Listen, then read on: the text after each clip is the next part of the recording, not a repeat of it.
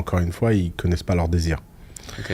Et c'est très, très, très dur dans le monde dans lequel on vit de manquer d'ambition. Ou de l'accepter.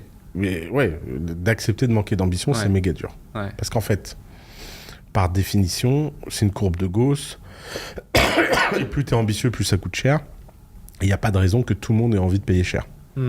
Ça, pas logique. Pourtant, tout le monde a envie de dire aux autres qu'il a envie de payer cher. D'ailleurs, beaucoup de gens achètent des formations non pas pour apprendre des choses, mais pour dire aux gens qui sont capables ou qui vont apprendre des choses. Et ça, c'est notre nature d'animal social. On est porté par le regard des autres. Le regard des autres agit sur nous comme une prison. On pense qu'il y a des choses qui sont mieux que d'autres. Il y a des choses qui sont plus passionnantes que d'autres. Et en fait, le secret, c'est que il faut d'abord se libérer du regard des autres pour comprendre qui on est. J'ai voyagé la première fois que j'ai voyagé en première classe de ma vie, j'étais upgradé par Air France, j'avais plein de miles. Et je me suis dit, c'est intéressant de savoir qui est autour de moi et qui a payé son billet, tu vois. Et je me tourne comme ça, je dis à un mec, alors, vous faites quoi dans la vie? Et le mec, il me dit, je suis boulanger. Ok. Je dis quoi? Je l'attendais pas, celle-là. Il fait, ouais, j'ai 6000 boulangeries ou 8000 boulangeries en Asie. Je dis, c'est quoi cette histoire? Puis il commence à me raconter, il me dit, voilà, j'ai toujours été passionné par le pain, mon grand-père était boulanger, mon père, il était ingénieur, il était obsédé par ce que je sois pas... Tu vois, le boulanger voulait que son fils s'élève socialement. Les petits-fils, ils passionnaient de pain. Premier de la classe, super bonne note, très bonne famille, bonne éducation. Arrive la troisième, il dit, je vais faire un CAP boulangerie. Pétage de câble général, l'école, machin. Problème, il est tellement têtu. Bah, son père finit par céder. Et il dit, bon, bah, va le faire ton putain de CAP boulangerie. À 16 ans, il se met à travailler. Et comme il est pas con et qu'il avait un bon environnement familial et tout, il a commencé à se poser la question, pourquoi le pain français à l'étranger est pas bon? Qu'est-ce qu'il fait dans la farine qui fait... Il a fait en autodidacte des formations de chimiste, il a travaillé avec son père, il a fait une machine à pain qui a cartonné, il a ouvert des boulangeries, explosé. Et c'est un des plus grands experts de la farine dans le monde. Et c'est un mec qui gagne sa vie 100 fois mieux que toi et moi réunis. Et en fait, ce qui est incroyable dans ce parcours, c'est que c'est une leçon du regard des autres.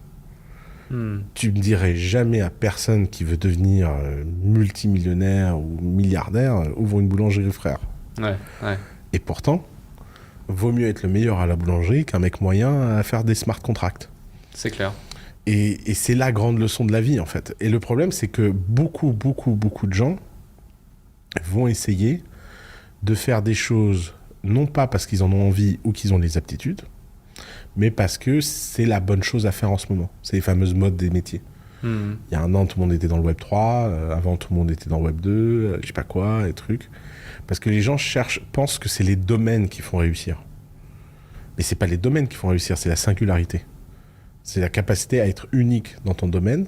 Et la seule façon d'être unique dans ton domaine, c'est d'avoir cette loupe infinie. Je veux dire, on parle d'un mec qui allait faire du pain avec son grand-père à l'âge de 6 ans et qui connaissait tout sur tout.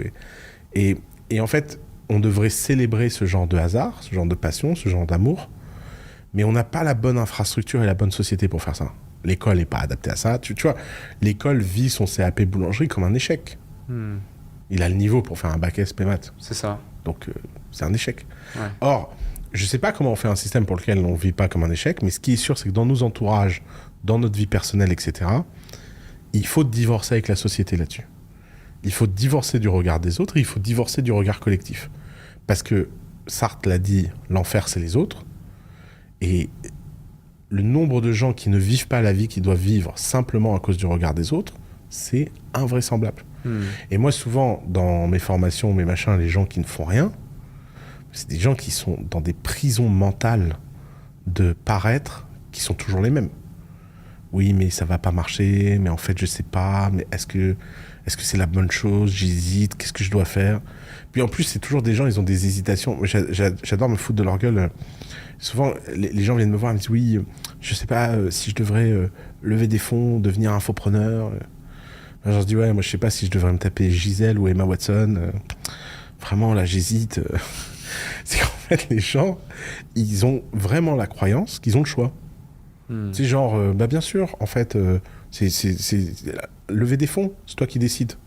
Ouais, là, je me demande si je devrais lever des fonds. Ah ouais? Tu devrais pas plutôt te demander si tu peux lever des fonds? Ouais, c'est ça. C'est trop bizarre. Ouais. Et en fait, ces gens-là, ils sont bloqués dans un espèce de truc qui ressemble un peu d'ailleurs à l'enfance. Ouais. Quand t'es enfant, t'as l'impression que le monde tourne autour de toi. Et ces gens-là, ils sont pas sortis de l'enfance psychologique. Ils pensent vraiment qu'il y a des mecs qui attendent dehors que monsieur ou madame décide de lever des fonds.